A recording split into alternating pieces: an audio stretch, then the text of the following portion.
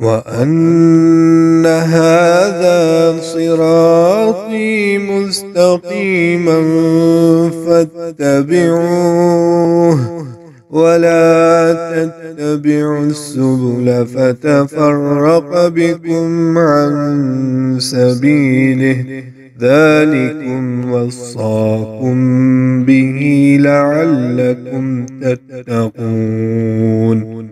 أعوذ بالله من الشيطان الرجيم. بسم الله الرحمن الرحيم.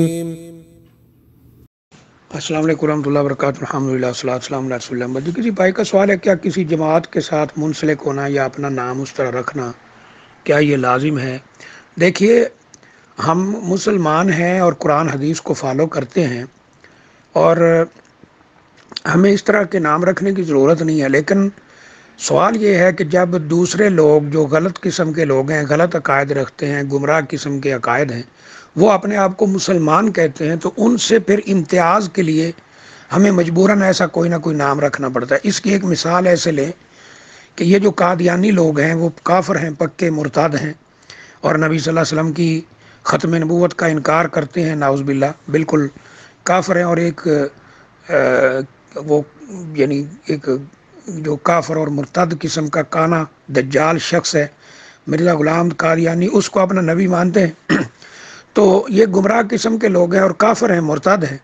अब ये अपने आप को मुसलमान कहते हैं। इन्होंने एक चैनल खोल लिया, टीवी चैनल, जिस वक्त आम टीवी चैनल नहीं थे, उसका नाम इस्लाम रखा।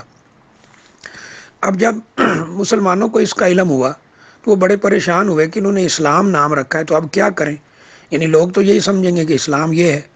तो फिर यहाँ यानी सऊदीया के जो लोग हैं, यहाँ के जो ज़िम्मेदारान हुक्मरान हैं, अल्लाह उनको जज़ाए खैर दे, उन्होंने एक उस वक़्त चैनल खोला था जिसका नाम मक्का रखा, ताकि लोगों को पता चले कि असल डायरेक्शन ये मक्का है।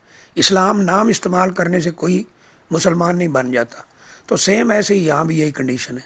अगर ये बातिल फ़िरके ना हो तो फिर हमें भी कोई नाम रखने की किसी किस्म की कोई ज़रूरत नहीं है।